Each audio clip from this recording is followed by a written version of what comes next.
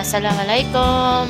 Assalamualaikum. This is Ate Mel and hello mga ka-vlogger. Ayan, nandito po tayo ngayon sa harap ng police station at meron dito libreng check-up dito sa plaza ng Tinamba. Ayan, bali 2 days nga pala sila nagpa-libreng check-up nung nakaraang pong linggo. Friday nandito sila at ngayon pong Martes, ayan, bumalik nga sila.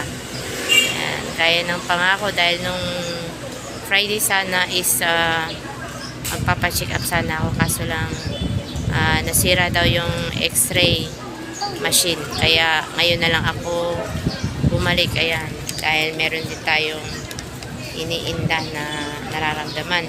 Ayan, so ito yung papacheck upan ko. Ayan, upright ng akin pong chest. Ayan, kailangan daw na x-ray. Ayan, bali sana hindi ka magluwas duman, taba ka, habunon ka.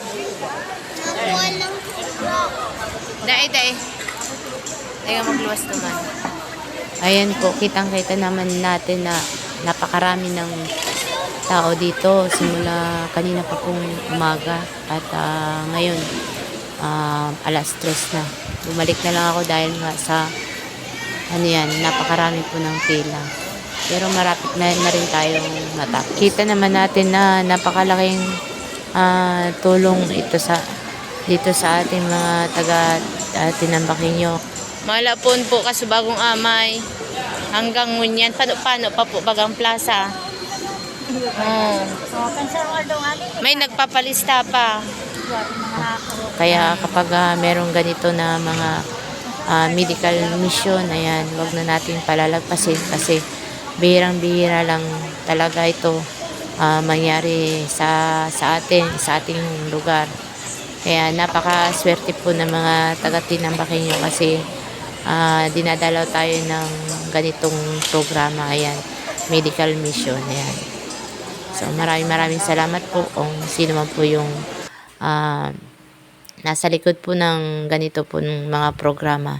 At patuloy pong ibinibigay, ipinapahatid po lalong-lalo na po sa mga taong talagang may sakit na walang dikit na lang na panahon, mabili, pambili ng ng gamot. Ayan, napakalaking tulong kasi sa panahon ngayon ang mamahal na ng mga bilihin.